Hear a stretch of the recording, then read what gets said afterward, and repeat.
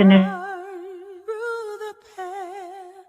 Listen to the people, listen to humanity, listen to the parrot, Parrot TV, Parrot TV, Parrot TV, Parrot TV, Parrot TV, Parrot. Listen to the people, listen to humanity, listen to the parrot, Parrot TV, Parrot TV, Parrot TV, Parrot TV, Parrot TV. Listen to the people, listen to humanity, listen to the parrot, Parrot TV, Parrot TV, Parrot TV, Parrot TV.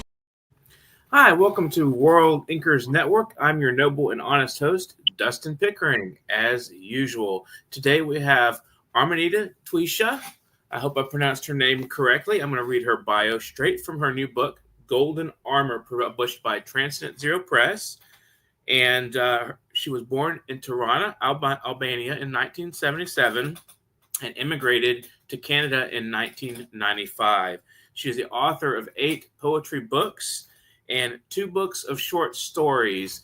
Let's welcome her to the show. Armenida, I'm going to put you on the spotlight here. And welcome to the show. And tell us a little bit about Golden Armor. What was the process that delivered you to writing this book? Hi, Dustin. Thanks for inviting me over. It's been quite a journey and a quick one. So for all the people listening, this journey together started out of the blue, kind of. We started putting some translations and a book together very quickly forward after we got introduced to each other. And at that moment, I had no idea how the book would really be shaped up, because the title is the last thing you go for, right? First, you see where is the main ideas, where are they floating around, and then what is the character, and then you decide, okay, about the title. So then it starts with me handpicking each and one poem, because this book was not written specifically that, I'm going to sit down and write a book, right? These were poems that I was currently writing, some that I had written before. They're still relatively within the last 2 years range, and to the very last minute of any poems that I liked that I was writing at the moment, I put them forward. But the poems that I was picking them, I was looking into being more of a cosmopolitan writer, a writer that doesn't just belong to one culture or one voice, but that the audience, the readers, could connect with.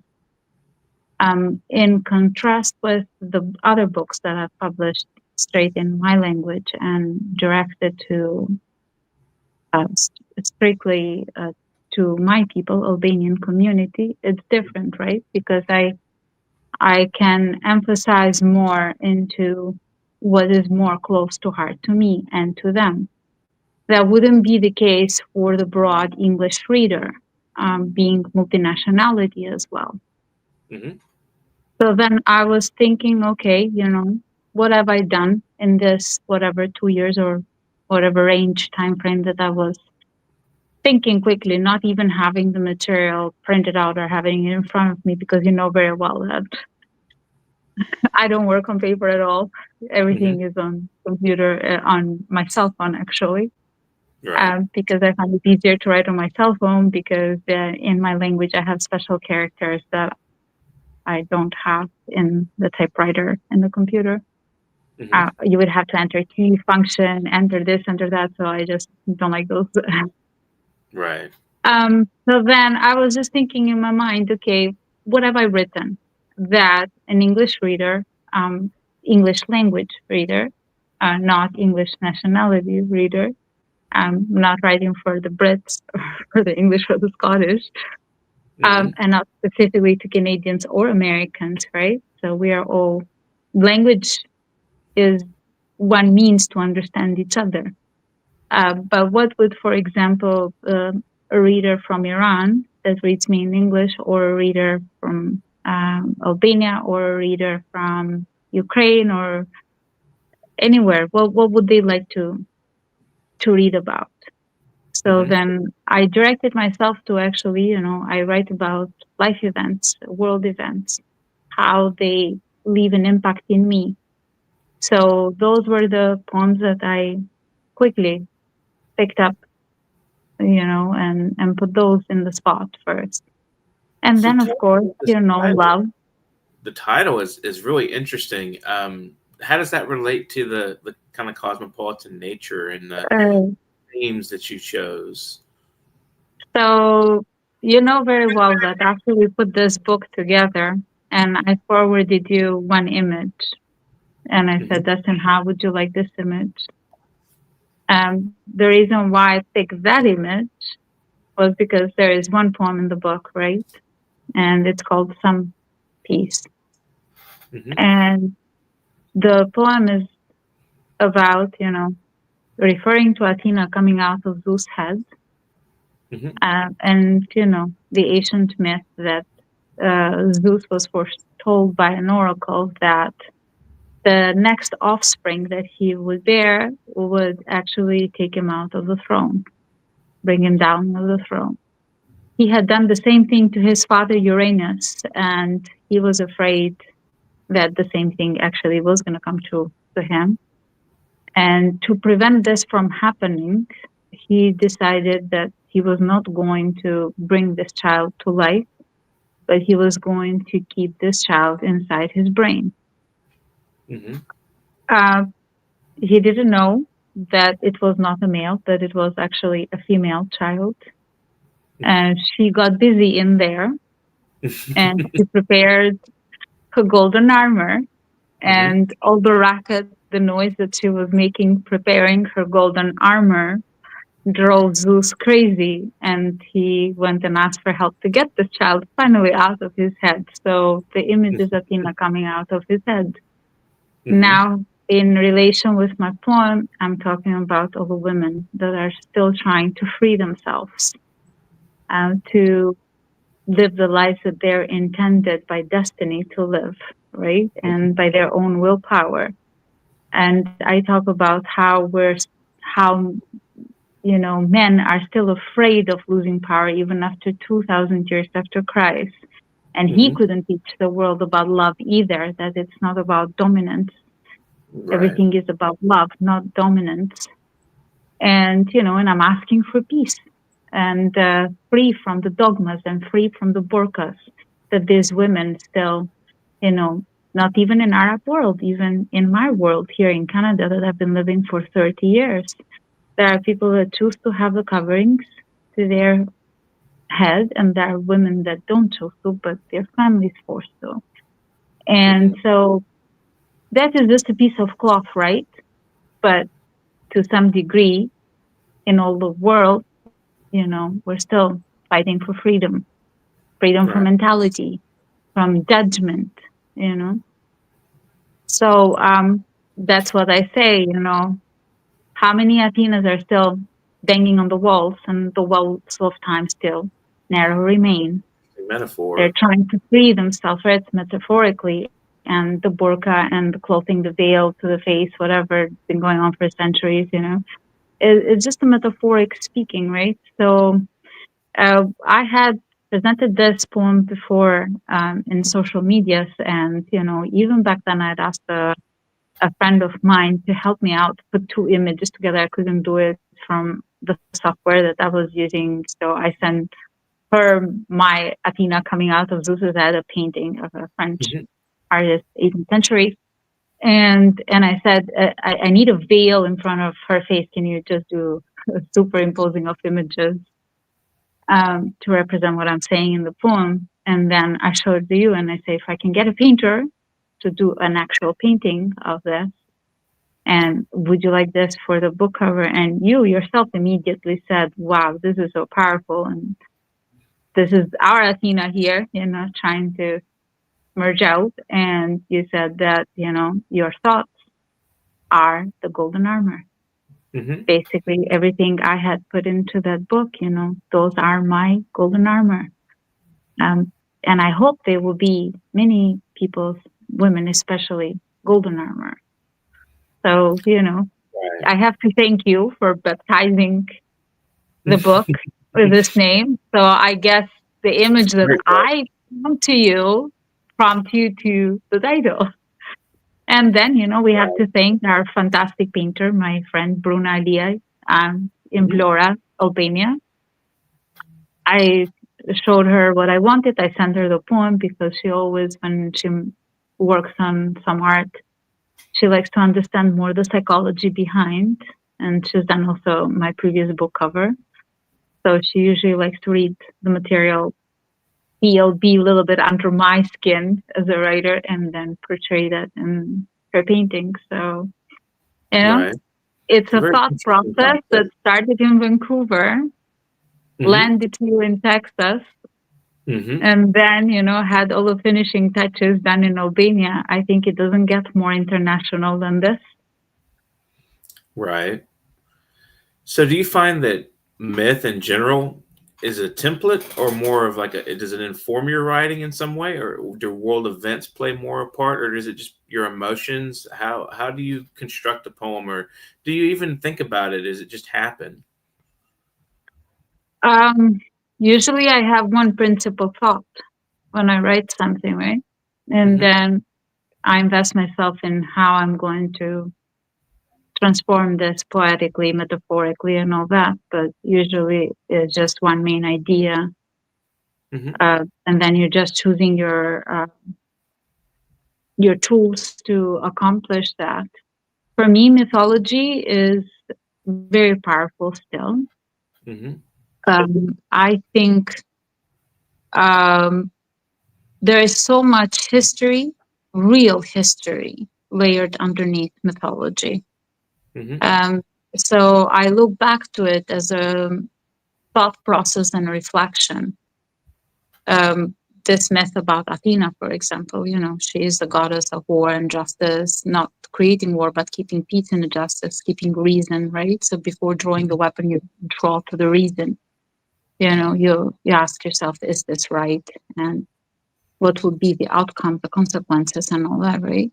So I like to investigate more and more into the old myths, as I think, not just the historical fact, right?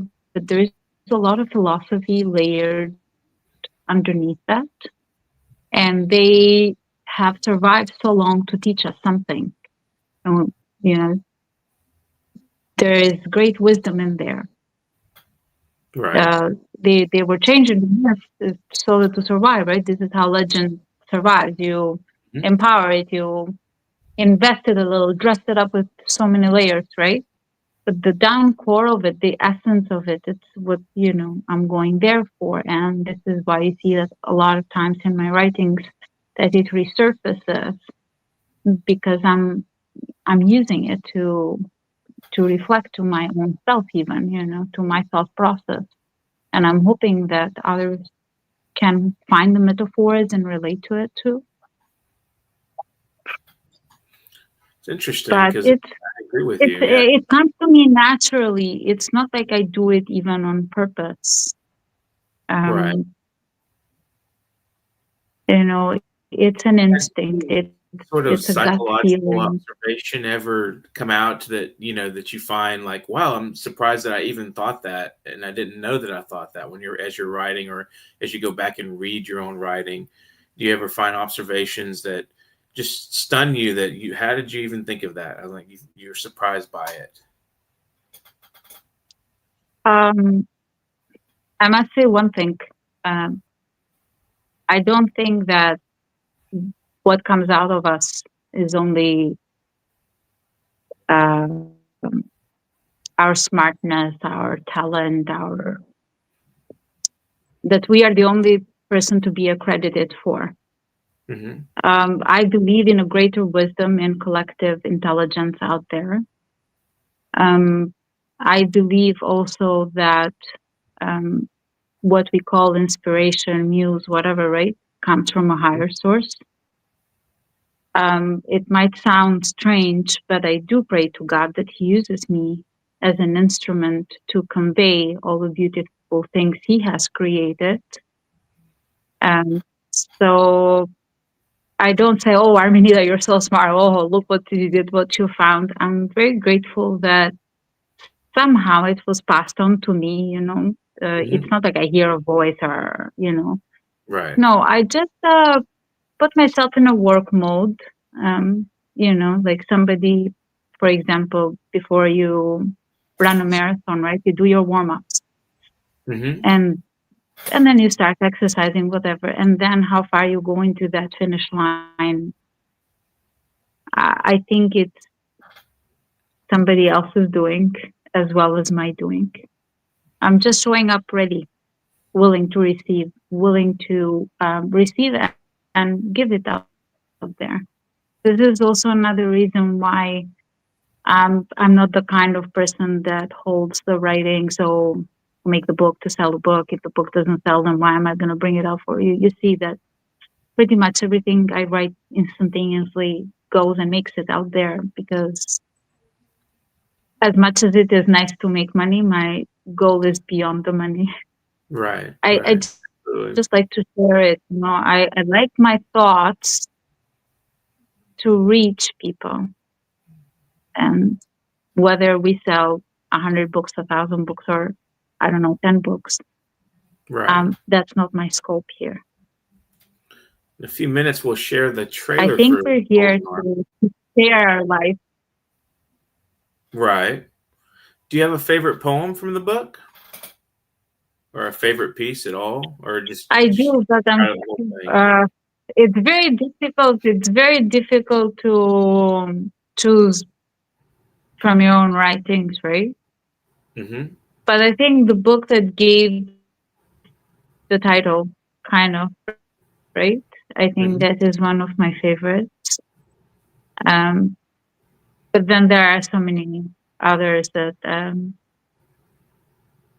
I would choose. For example, Confession Okay. is one of my favorites because it relates to a lot of things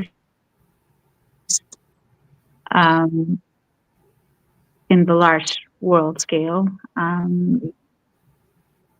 Poems that I've written about the ongoing wars, and you know Mm-hmm. poems that I've written about Right. women. They killed Massa. Mm-hmm. These are poems that I hold close to my heart. Mm-hmm. And then those are also the personal love poems, right? But it's very difficult to say that, oh, this is my one and only. Just because I invest so much emotion in them, right? So how they turn out artistically, it's another thing. And it's on to you and to critics to decide which one is my better poem or my worser poem. Mm-hmm. But I'm attached emotionally to all of Right. them, because when I write down, I sit down with a lot of feelings, and um, that is my main thing, to get out what I have inside my heart, and then it's how to make it pretty, how to make it presentable. Mm-hmm. Unfortunately, I can't read anything because I don't have the book in my hands, and I didn't have a chance to print out a few pages. Let's But share the trailer. perhaps you could read one. We can share the trailer, and someone can hear a poem. You reading the poem in the trailer. Let's just do that right now. I'll give it just a second. We'll play this trailer real quick.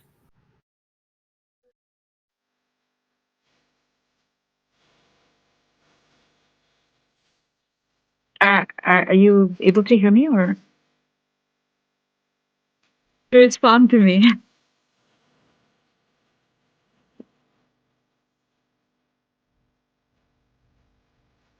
Okay.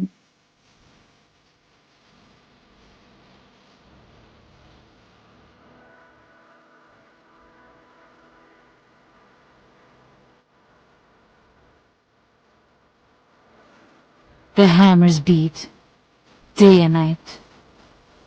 Time's prison cell still narrow remains, with walls that don't give in.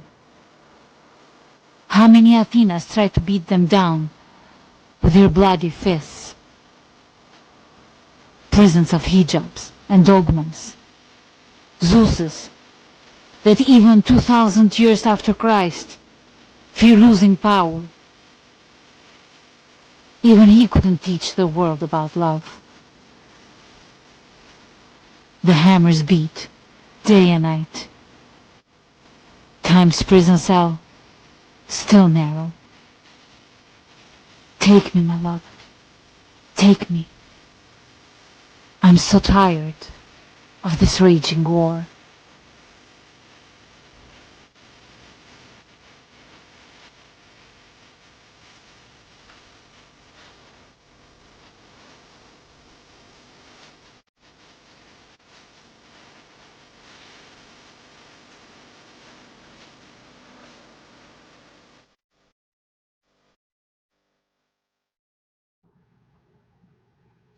And we're back. I hope you guys enjoyed that trailer. So tell us a little bit about some of the imagery there in that trailer and the poem itself. It's a very powerful, and your Okay, performance, your voice so is amazing. So tell us about it.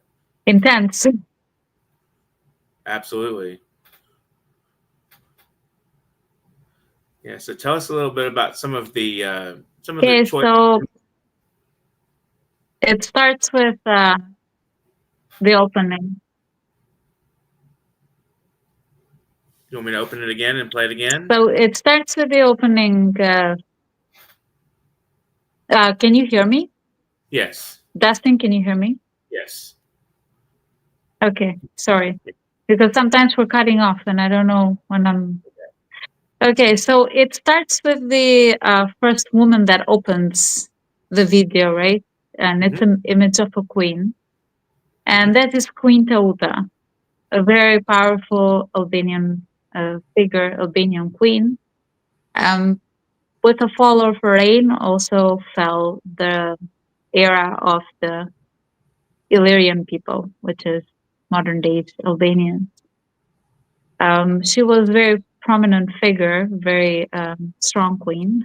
And during that time in Rome, women not only were not able to be in that kind of a power, but they were also not seated together in the dining table with men, and they were having important feasts.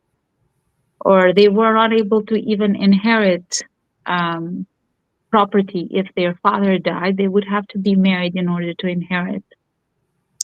So it shows a little bit, where things were in that time frame in the world. And then the fall of the Illyrians and Queen Teuta, and the fall of matriarch also all over Europe and all over the world, kind of. I chose the setting there, the ancient amphitheater of Dodona, very important to connect it to Greek mythology, history, archaeology, dates at least 5-6 centuries before Christ. And so mentioned also in the Iliad. So I specifically choose the images, right? And then I choose important philosopher woman and also council advisor. She was stoned to death.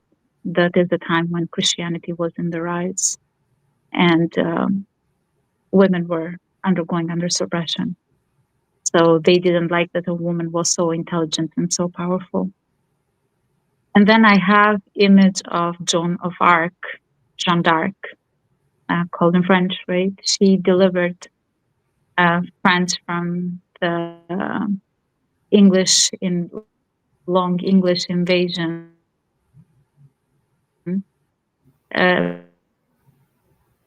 And yet, she was burnt in the stake for witchcraft, whatever, because she was power to lead the army success after success, a woman, a girl, 18 years old, right?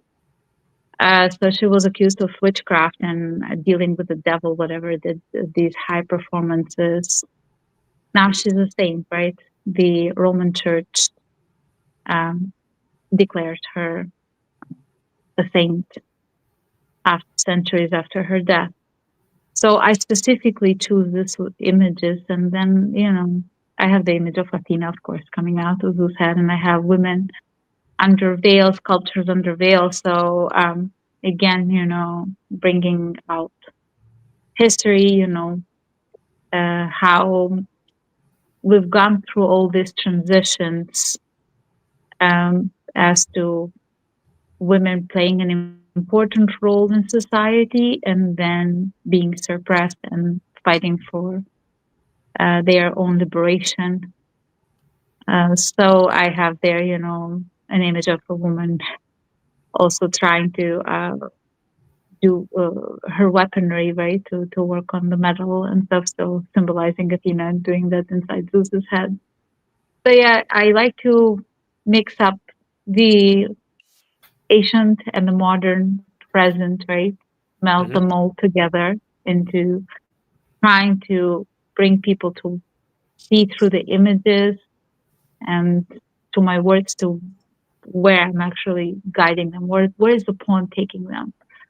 So the trailer itself is like a mini film, right? A short film, but Right. not just conveying this poem by itself, but conveying the main idea of the book, so that they will have an idea what are they going to expect reading this book. Is it going to be just Real here. Yeah. So it's just Laura has said Albania has prevailed throughout a very troubled time in history. Does your work reflect its struggle in any way? Your native country's resilience. yes, you have the poem for Kosovo against the genocide, right? You have even most current poems, Confession, that involve the illegal immigrants trying to seek asylum in England and the FBI corrupt agents and me missing my loved one and being in the other side of the world because this is what it has done to us. 1 million people have fled the country or more. And Albania was not that big to start with. In 1991, we only were 3.5 million people. And due to the corrupt politics that we have been undergoing since after the fall of communism, instead of things getting better, they are looking better on the outside, but not on the inside. Otherwise, 1 million people would not have left the country, and they're still leaving the country. So this is what you'll find in the poems of homesickness and love, missing, and or even the poem about not being there for your own parents and stuff, right? So, or even poems like Lack of Freedom, for example. It's for people that know a little bit about mentality, history, and all that, right? They will understand what I'm talking about when I say, since you cannot hold me in your arms, you just play with the surrendered piece of strength, because they don't love in this country. They don't like a man that drowns in a woman's eyes. They grow up pretending to be tough. These are all scars, right? Like, poems like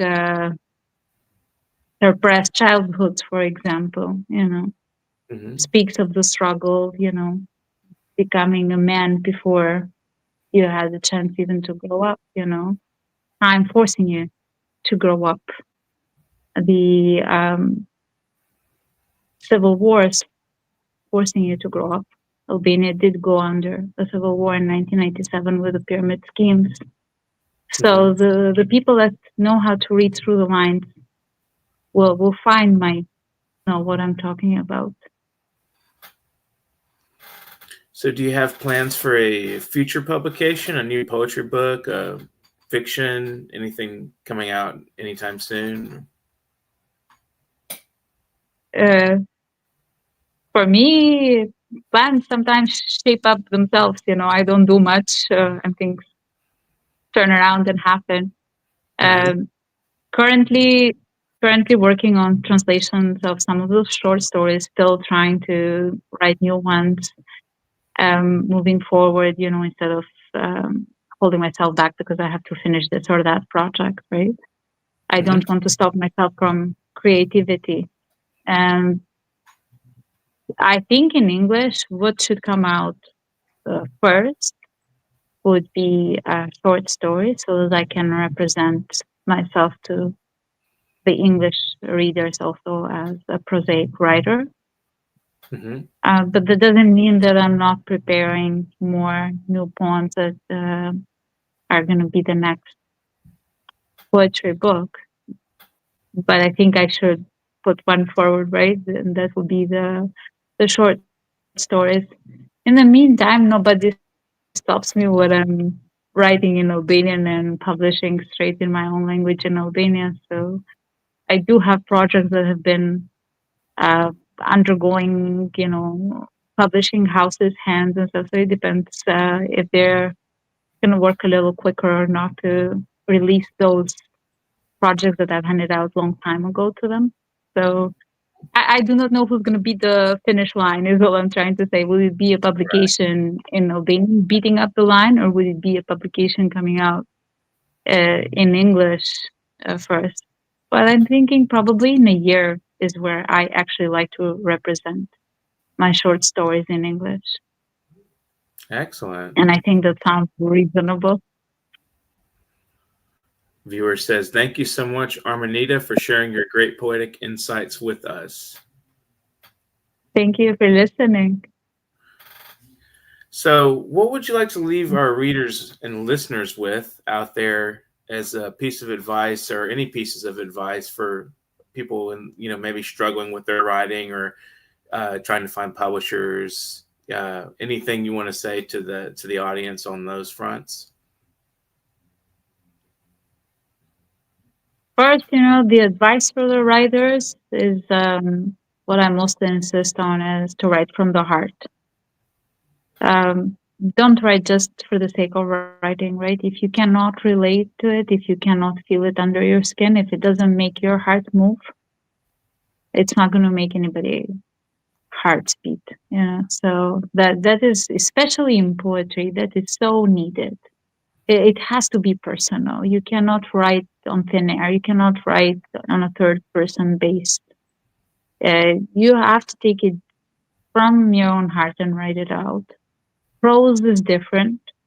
You actually have a plot in your mind. You have your lines, your storylines, what you want to write about.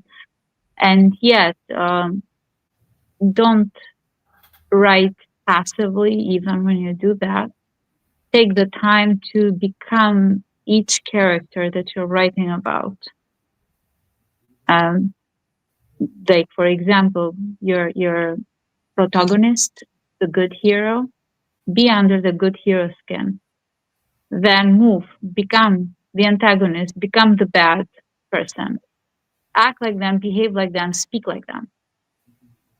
You cannot do it from your good side of the nature that you have, right? So you have to be exactly how they are, as cruel, as rude, as unpredictable, whatever they are, this antagonist is. And, keep it real out there. People like to read real things, not something like how it would be in futuristic or, how it was 200 years ago. The emotion, the action, everything has to be realistic and, touchable. So, for me, sit down and just work with your writing and be happy with your writing. Don't sit down to think that you're actually working towards a book, because then it will become like a chore. You know, there is an expression they say, for example, learning was fun until somebody made it work. And that's exactly it, right? If you're actually because you have to sit down, because you're writing a book, you're producing something, and you want to finish it by a deadline or whatever, you're not letting yourself free to experience first and express. Just write, and then later on think, how you're gonna put it in a book. If it's poetry, right? Which poems are gonna go in, which poems are going to stay out. Or if it's even prose, right? I don't know. If you're writing a novel, it's a different thing. You're writing to just have it finished and revisit it and see how happy you are with it.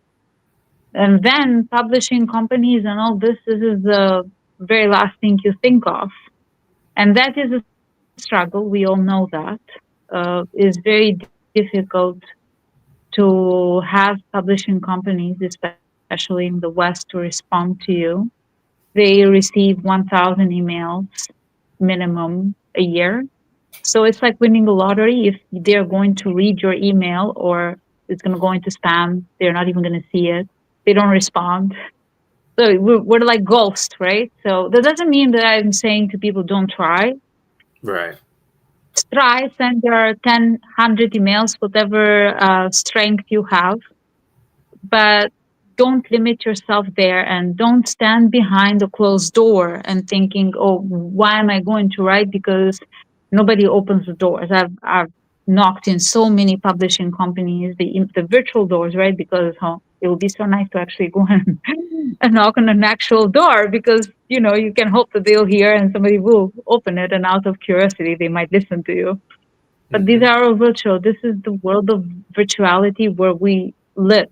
And it's unfortunate, but we can't let this take us down, break us down. Write the book, try and see who are your publishers, see if you can get a big publisher that will be winning 649 lottery. That doesn't happen. Then go to independent publishers, go to smaller publishers, just get it out there. Eventually, as long as you have the book out, the book will find a place, will find a shelf, will find a library.